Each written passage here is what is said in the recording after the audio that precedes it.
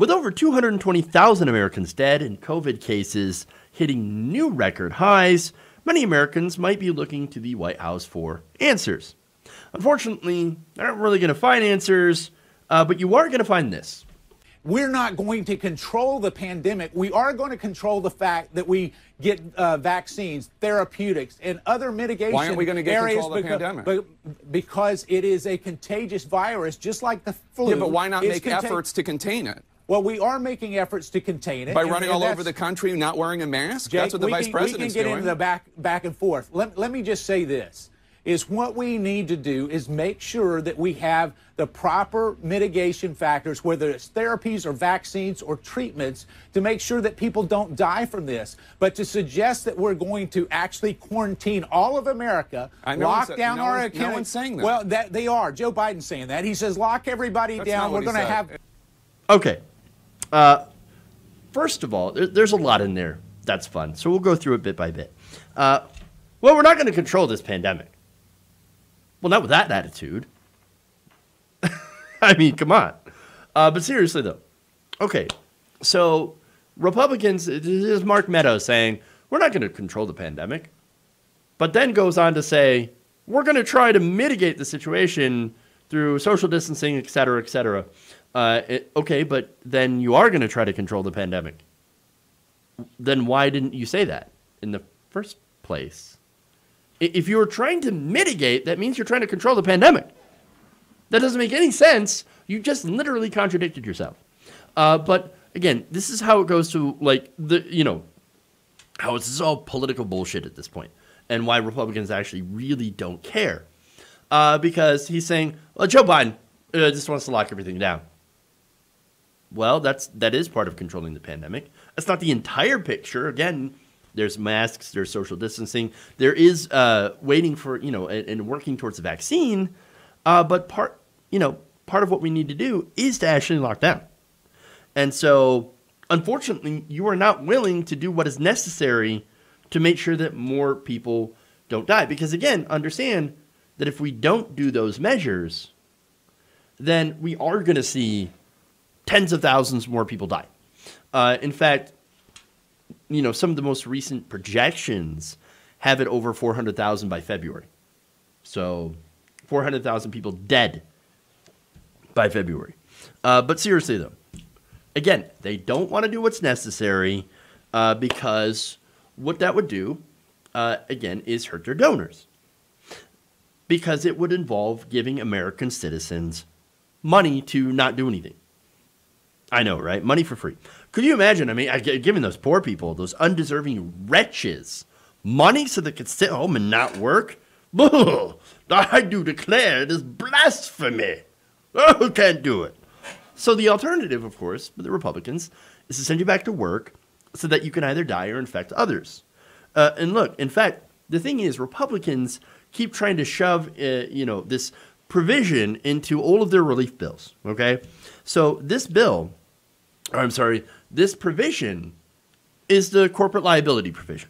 Okay, meaning that if your boss maintains an unsafe workplace and you are called back to work, okay, and so you're in an unsafe workplace, you've got no mask, no PPE, nothing like that. And if coronavirus spreads all over your workplace, as it's going to, well, and then, you get sick, you can't work, you lose your wages, or God forbid, you lose your family members, your job, whatever, and you rack up thousands of dollars in medical bills after you get coronavirus, and as a result, again, lose so much. At the end of all of that, if you survive, you will not be able to sue your employer for getting you infected with COVID. So that's what they're trying to ram into all of these bills. That's what Republicans want more than anything, is to protect their corporations, to protect corporate donors. All right? So now, to be fair, the Democrats also want to protect corporations.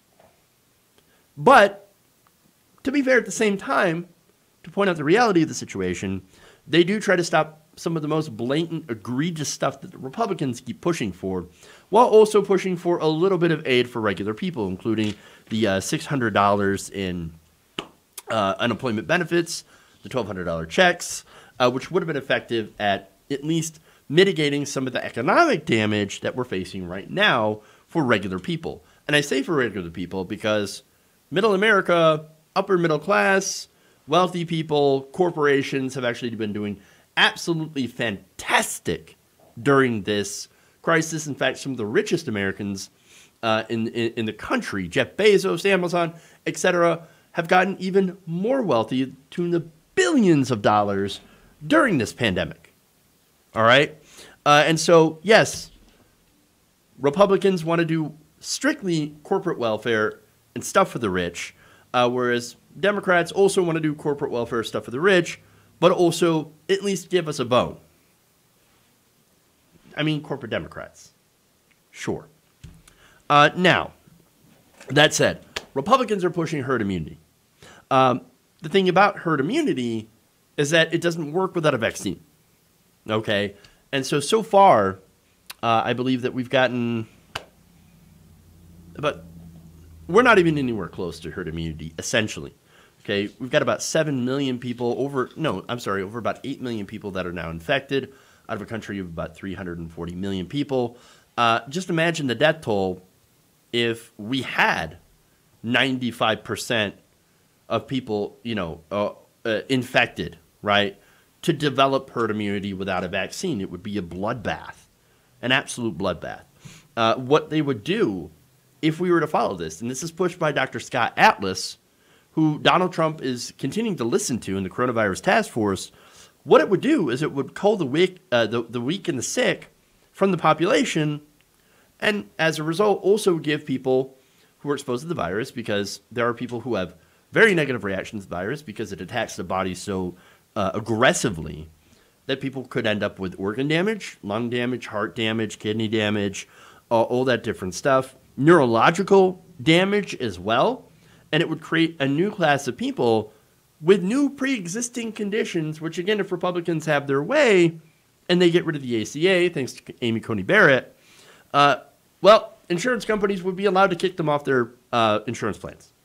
And so now you've got this entire group of people, tens of thousands, probably millions of people with herd immunity that would end up having this, these pre-existing conditions, which they would not be able to afford to cover, who would have no insurance. So that would be millions of more people that would die prematurely as well. And so this is a problem. Okay, this is a problem. That is a lot of potential suffering and death. It's almost as if Republicans call themselves pro-life while simultaneously being the opposite of. But again, here it is. This is the admission. We're not going to do anything about it. We've kind of given up. And look, to be fair, they had given up before this. Now they're just publicly saying, yeah, we've done everything, or we've done nothing, and we're all out of ideas. What are we going to do? Give people money? Lock down the country? Mandate masks? No, we're not going to do any of that. And so we're out of ideas. Let's open up the country. That's what they're going to do. They don't care about people. We're not going to control this pandemic. Because, the Republicans say if you die, you die. That's it. They don't even care if their own die. Look at Herman Cain. Okay? They'll let their own die from the pandemic. They don't care. They don't care. And understand, this is not just Donald Trump's position. This is the official position of the Republican Party. So they all are in on it. They all agree.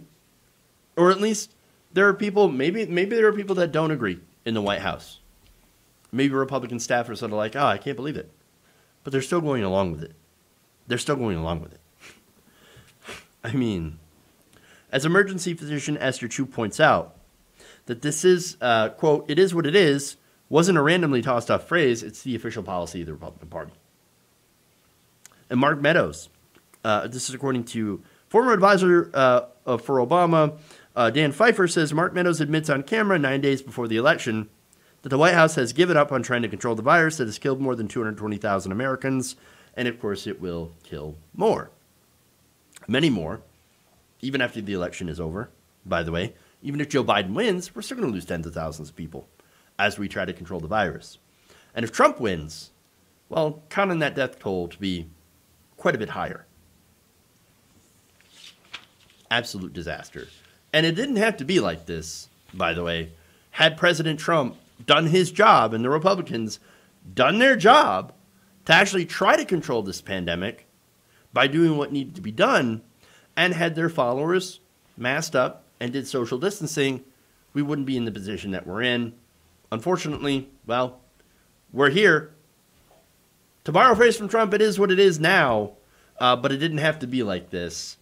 And now it's up to us to make it, well, to try to pick the least bad option in November so that we could try to get at least a handle on this now.